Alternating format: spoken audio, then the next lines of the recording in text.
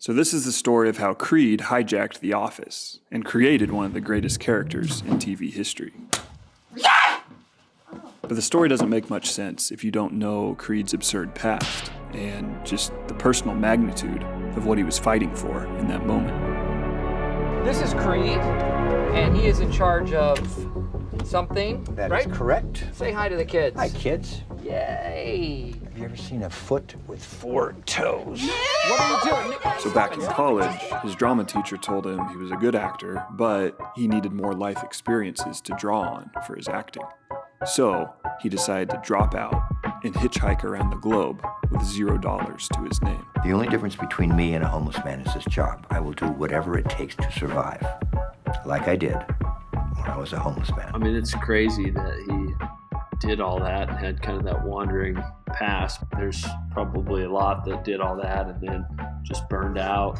He formed a little band in Europe and they played gigs all over Europe and Africa. And at one point, he landed in Israel and worked on a major film before running off to the Greek islands with the director's daughter.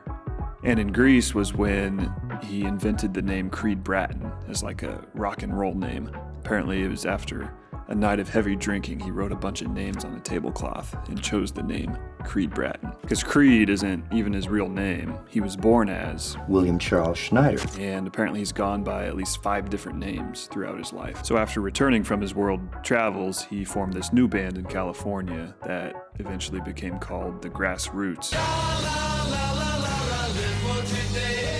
The Grassroots would score multiple gold singles and play these prominent festivals alongside bands like Grateful Dead and Fleetwood Mac, and actually toured with The Doors at one point. And he did all of this before the age of 26.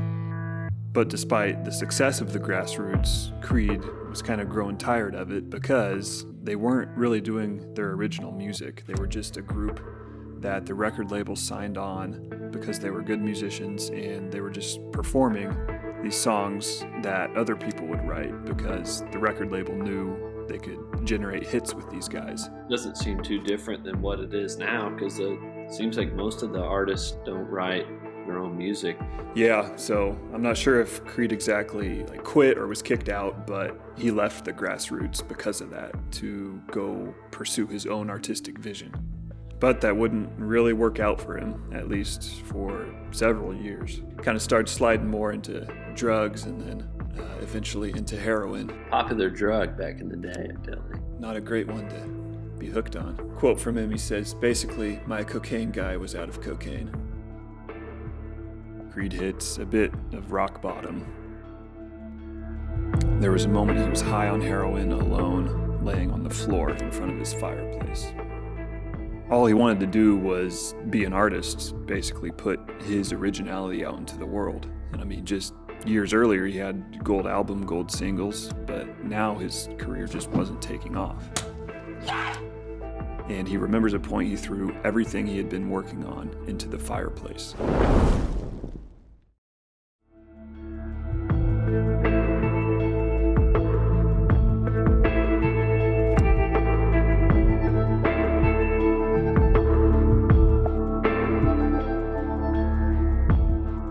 So throughout these years, he's just working band gigs and small, sporadic acting roles where he can find them, just kind of these odd jobs to get by. Then in the 90s, he had a catering job for 8 years, but he says he couldn't really stand the pity. Like, people at that point would see him and they would know the Grassroots, so they would know what he once was and then see him there serving food. Yeah. So it's kind of tough. That'd be like if we were working at McDonald's. Are those the 55 folks, guys? Whatever happened to that channel? He self-published a few albums in the early 2000s, but they didn't do anything. If they had, maybe he probably wouldn't have been on The Office. Yeah. Yeah, just nothing's taken off. Starting to get down and out again. Depression? Isn't that just a fancy word for feeling bummed out? Dwight, you ignorant slut! But throughout his dark years, he was guided by a faint hope. He stayed determined and never missed an acting class. He had a vision that something better awaited.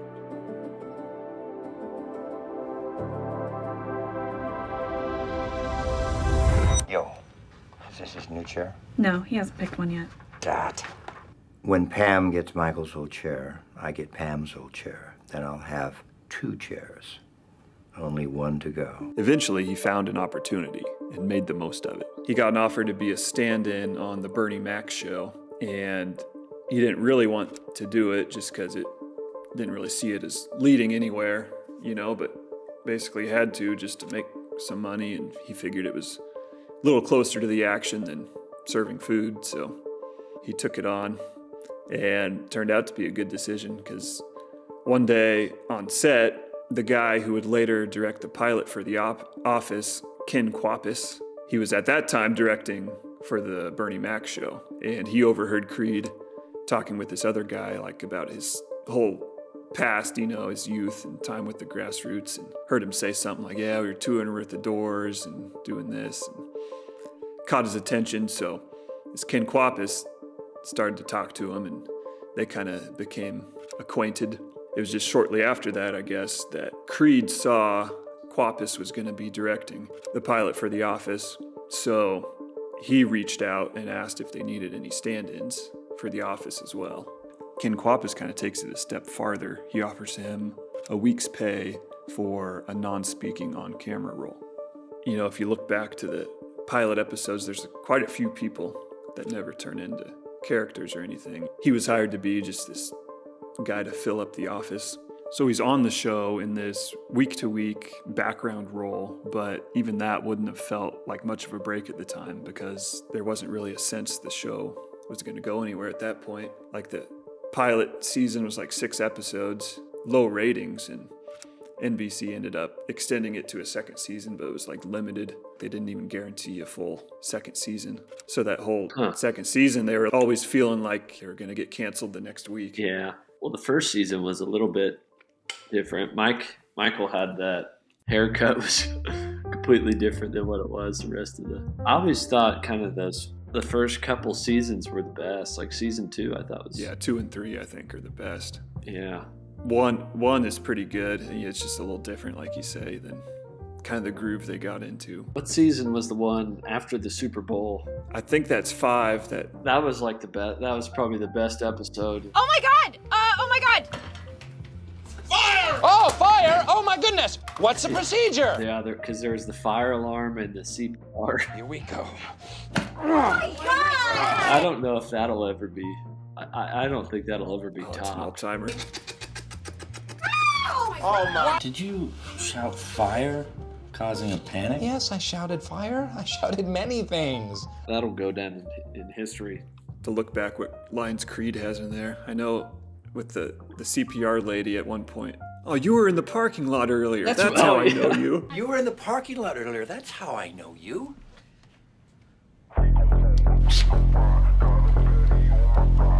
If that's flashing, then lock me up. He's easily my favorite character. It just stands out the most. All these little one-liners here and there. Yeah. What is it I do here? What is wrong with this woman? She's asking about stuff that's nobody's business. What do I do?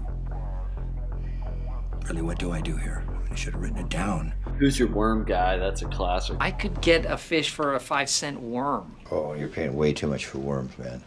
Who's your worm guy? So once they got to season 2, Creed saw the chance that this might actually turn into a show. He kind of took matters into his own hands.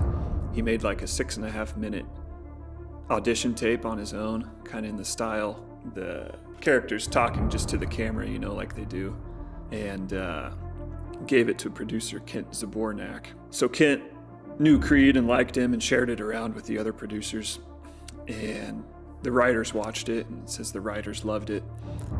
And so they decided to kind of give him a little bit of a chance to prove himself. If you remember the Halloween episode from season 2, that's his first speaking role. Okay, Creed, I need to let somebody go today. It's the one where they're laying some people off, right? Yeah, the downsizing. And as much as I think you're a great guy and I like you, you're goodbye. Let's fight it. Let's call Jan and fight this thing together like the old days. What old days? What are you talking about? So it's between him and this guy, Devin. Creed's an idiot, you know that. Well, No. You had it right the first time. Well, maybe I did. Exactly. You gotta go with your gut, man. And The funny thing is the producers and writers hadn't actually decided on which actor they were going to fire yet. So Greg Daniels was like kind of the head of the whole show. And apparently that week he was going around asking regulars, cast members, kind of who they thought who should be fired, which actor should be fired, and thus who should be written to be fired. And Dwight Rainn Wilson remembers saying, I think Creed is someone we're going to want to have around. You want something better. No, I don't. I want to stay right here. You want to leave. No, I want to stay here. Why are you making this so hard? I think there's a misunderstanding, Michael. I think you're right. Can I go? No, of course you can't go. I think Greg Daniels kind of got the feel that it'd probably be best to try Creed first, so they wrote a script that kept Creed on the show, but it wasn't like certain. It was kind of based on his performance still, with the speaking lines and everything, because he hadn't done that yet. Kent Zabornak printed the script, found Creed sitting at his desk on set, and dropped the pages in front of him. He said, here you go, you've got a huge role in this episode. Start committing it to memory. This is your shot. Did you start the paperwork yet? It's right here on the desk, yeah. You don't have to do this, Michael. I can't. Undo it! I can't change anything. No, you have the power to undo it. You can undo it. Michael, undo it! And Greg Daniels says the amount of risk that Creed was running in that scene was very similar to what the character was doing. If he hadn't done a good job, we would have reshot it with Devin playing that role, and Creed would have been out of a job. Fire someone else. Fire Devin. He's terrible. I am so much better at my job than Devin. It was like he stepped up to bat and hit the game-winning home run, but he'd never picked up a bat before. It was an extraordinary thing that he did, and then everybody loved writing for him after that. So you're always going to look at me as the guy who almost fired you. No. I will forget so fast. You will be my savior. You're the guy who gave me my life back. If I can't scuba, then what's this all been about? What am I working toward? We should hang out by the quarry and throw things down there. www.creedthoughts.gov.www/creedthoughts. Check it out. A human can go on living for several hours after being decapitated. You're thinking of a chicken. What did I say? Hey, guys. Somebody making soup? Skip around the room. Skip around No, the room. you do that, I'm gonna do that. You do that, I'm gonna do that. You do this, I'm gonna do that. You don't want to do that. That is Northern Lights Cannabis Indica. No. It's marijuana. Oh, I steal things all the time. It's just something I do. Tell her it's for Creed. She'll know what that means. Keep running. About the slope and pit, the daisies fight. We've wandered many weary footsteps and so. 2 eyes, 2 ears, a chin, a mouth, 2 nipples, a butt, 2 kneecaps, a penis. I have just described to you the Loch Ness Monster. And the reward for its capture? All the riches in Scotland. So I have one question. Why are you here?